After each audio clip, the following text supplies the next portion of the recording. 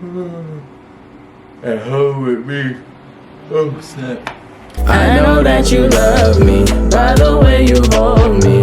I know you will never put nobody else above me. Going out in public, you are still the same. You treat me royally, you never treat me like a lame. We both riding together, this ain't no game. You never look down on me, and we're equal, we're the same.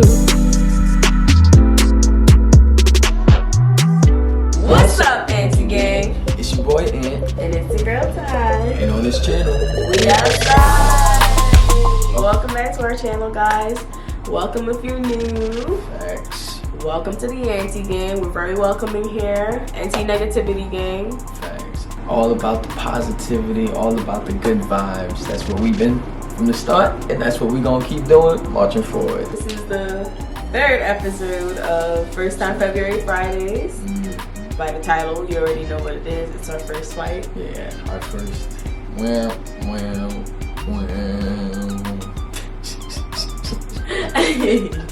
That's all I can think in my head, honestly.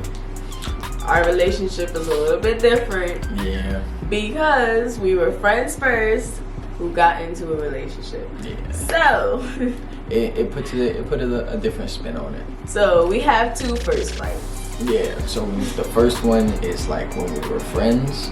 The second one is gonna be like us, since we've been together. Yeah. Alright, so here we go. Maybe you wanna go first, or you want me to do the friend one and then what's wrong with you? What you laughing about? The first fight we had as friends. We were in his room. It was myself and my other two friends, Rose and Gabby. So he was playing Madden, and our other two friends, Abdul and Brian, they were on his laptop because they were playing some Madden game that they could play together. All three of them were on the same team. I forgot what they call that one, but that's besides the point. But we just whooping ass. So I'm sorry. oh my gosh, we were so giggly. Like Yeah. our first fight is not supposed to be. It's not giggly supposed to right be now. funny, but But like on we're screen. past it. We're in a better space. Yeah, so like we can So laugh about we it. can laugh about it now. But He was on the laptop, FaceTiming with the guys, basically telling them what to do, where to go, like what, I was what's up with- QB1, man. So Rose and Gabby, like the friends that they are to guys, like girls who have guy friends, you know this. Like you just like bothering them. Like it doesn't matter. You just It does love something bothering them. for them, fellas. It's just fun to bother I them. don't know what. It But just does. they just kept like hanging up the FaceTime calls. And like this was apparently some crucial, critical game, Super Bowl, whatever the hell. It was an intense It was game. a critical game, and that was not the was- time to be doing that. Facts, like you know when you And- lock in and like you get dedicated, like you were like, nah, we gotta win this. Like I don't know where the dedication comes from, but like it just we was in tune, bro. We was trying to get that dub, and they were over here hanging up, pressing the red button every 5 seconds, like literally, bro. So you can't play the game, like. So that got him mad. I think something else happened after. No, we lost. Oh, We lost. He lost, and then they started clowning him. Yeah. So that Yeah, was we getting take his that like L. boiling. It was making his blood boil. He was just trying to get that dub. And then, of course, the Yeah. guys come down. Well, not Abdul. Brian does. He's upset too. He gets more upset when he finds out exactly what happened, Yeah. what was happening and stuff. But then he was upset, but he was still cool. Yeah. You know? So we decided to go for a walk. We decided to go outside. But around this time, it's COVID. We're not supposed to be like together, bunched up like that. So when we went outside, we were sitting and we saw security. That was me, Gabby, and Rose. The three of us, we saw security. So I was the one who saw it actually, and I said, guys, security. So we got up and we walked to go to another part of campus. We thought the guys were behind us, but apparently they were not behind us. We looked back when we were at our destination, and they were not behind us. So I'm like, okay, they probably coming. So I'm here calling Brian like, yo, bro, where y'all at? He's like, nah, bro, y'all dead ass left us. I'm like, we did not leave y'all. Like, we did not leave y'all. Especially me. Like, even if everybody's upset with each other, I'm always the one to like make everybody come together. We had our little something. Headphones in. Everybody had their like headphones in. We just didn't. And it was because he was already upset too. Already. Yeah, so like I just wasn't trying to hear it. I was calling him. He was not picking up the phone. I was texting him. He wasn't texting me back. And like I'm like I didn't even do anything. Like I was just trying to tell him like, yo, we did not leave you. We saw security. We said we out. Usually when we say we out, everybody know we out. So it just didn't work like that night. I was like so sad and I was so mad. And I'm like, you know what? I started packing my stuff. I packed all my bags. I swear to you guys. Gabby was like, no, don't go. Brian himself was like, don't go. Aunt is just upset right now. I gave him all of Aunt's stuff that was in my room to give to him, and he would not take it. He's like, come on, Ty, you can't go home. But like, he would, like, for real, Brian has been like, I don't know, for some reason, every time, like, things were at their worst, Brian's been the one to calm me down, which is just like, it's strange to me. He's always been the one to calm me down. He finds a way. Yeah. Or he's around somehow, some way. In my perspective, I just thought that they left without saying anything. Like nobody said. I didn't hear like anybody say security or any of that. They say that they said it, and I believe them now 100%. But like that night, I honestly didn't hear anybody say anything about security. So that's my fault. I take the L for that. You came into the room to apologize to everybody. Facts. They put me on. I was on the hot seat, and it was mad funny. I'm not gonna lie. Oh yeah, let me actually break this down to y'all. This was actually a funny part. Just picture it in your head. So like, I'm coming into like the room, right? And it feels like I was on a court system. It was mad funny, like, cause we were already in the wrong. So I walk in, right, and there's like a stool, and like Abdul is on one side and Brian is on the other, like as you go into the room. And then when you look up, it's the girls, all three of them like lined up. They look like Supreme Court justices, I swear. Oh my gosh! Right? So like nobody ever pictured this, but like to me the like way walking in on that, nobody ever pictured it. But like it was like Gabby, that Rose. ass looked like a jury. Yeah, it was, and they was. It's you just see mad different colors. We got Rose, then we got Spanish, we got Gabby, then we got Sarah. No, Sarah wasn't there. I don't think she was. Sarah was there. It was all four of y'all. I think it felt like everybody was there. I'm gonna keep it a stack, but yo, they all were lined up, bro. So, and then there was just this one chair. I just remember the one chair in the middle. The one chair just being there. And I'm like, okay, well, this is about to go down. I'm on the hot seat. Mm-hmm. So, because he said a lot of things out of anger, like we weren't his friends. And a lot of things that were hurtful to a lot of people. Yeah. So, when I got on the hot seat, basically, I just, I apologized for things that I said. And just not fully like having that miscommunication with them. And that's also where I ended up telling Ty how much I love her. I ended up telling her I love her in front of everybody after that whole thing like had just occurred later that night. He screamed it. It was like, oh my gosh. Cause like I was mad and I was like, you know, as girls we have our little stubborn kind of like, man, I didn't say it back then. Yeah. Oh, that's a fact. The day after, we had another conversation, and I did tell him I love him. She left me to burn, y'all. She left me to burn. I said it, and she just sat there. And I know, like, it did mean a lot to me. I didn't want to show that it meant a lot to me, but it did mean a lot to me, especially the way you did it in front of your guys. Like a lot of men aren't mature enough to do something like that in front of their guys, because for some reason it's the culture of making fun of people for loving somebody. No, that's a fact, especially here. So yeah, that's how that Our first fight, when we were together, this is basically what happened. So Ty had came over and she was like staying, I can't remember how long, I think she was staying like 3 or 4 days at like at home with me. Oh snap. Yeah, she was staying 3 or 4 days at home with me, and it was coming towards like the end of like her being there, and I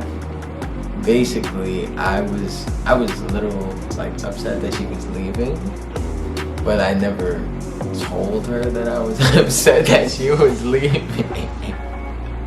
So I kind of ended up starting like we got into like a little argument about her going, but it was all because I didn't want her to go, but I should have just told her that I didn't want to go. I didn't want her to go. You feel me? So I had to come back home because I had to come meet with my dad because he was training me. I had lost 20 pounds, by the way. He was training me, and we were fine the whole 3-4 days. Yeah. We were like cool. We were like connecting. It was like so good because like I met his parents. Like everything went well. Like we were fine. It was so good. And it was just the end. And then like I asked him to get me the iron, and he gets me the iron. He gets me the ironing board, and I guess that triggered him that I'm actually leaving. Like it was like, she's out. She's out, bro. I was so mad. And it's not like I would never come back. It's not like any of that. But like I don't know. It was just like he just for some reason did not want me to leave. Facts. But I asked him to give me the iron, and like he got it for me. He was like, okay, I'll iron it for you. And he basically does it wrong. The kind of dress it was, if the way he ironed it, it would have a line going down the middle of it.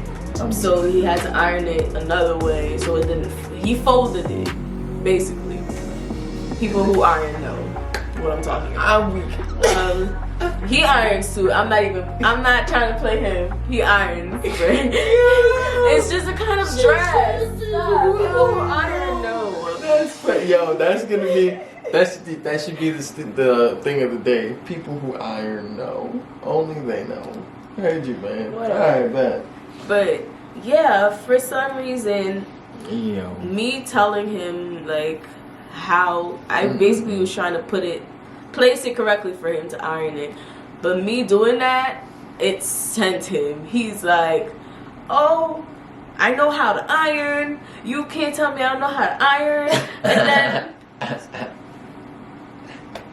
And then he started saying something about an ex he saw in my phone that ex? Yeah, you saw an ex. What ex? I showed him, bro. I showed him a message an ex sent me, and then he saw there were messages above it. So in his head, that was during us. And come to find out that the last time I spoke to that guy was literally before I even met him. That was that same day. You forgot? I don't think I remember going off about some ex. Yes. I don't remember that. Yes. Okay. Yeah. He likes to not remember stuff.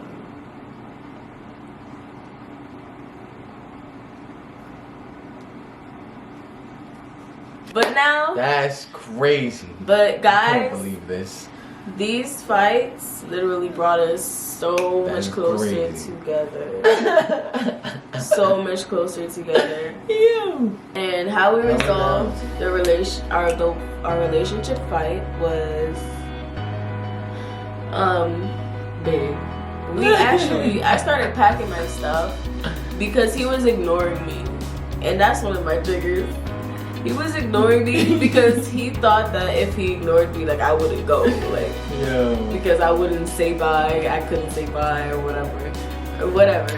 But he ignored me, so I was like, you know what? You're never making me cry again. I'm walking around his room looking for like little stuff that I had. Like it was literally like first or second time going over there. Like what could I have possibly had? She had like 2 t-shirts, a pair of shorts, Yeah. like I picked it up. So a sock. I just needed something from him. You know what I'm saying? I needed something from him. And he was like, what are you doing?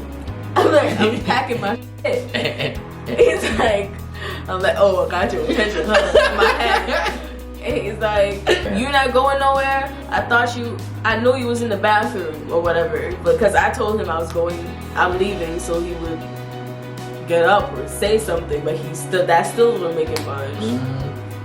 But I went to brush my teeth, like he knew. You went to the bathroom. Yeah. You trying to act like you was leaving.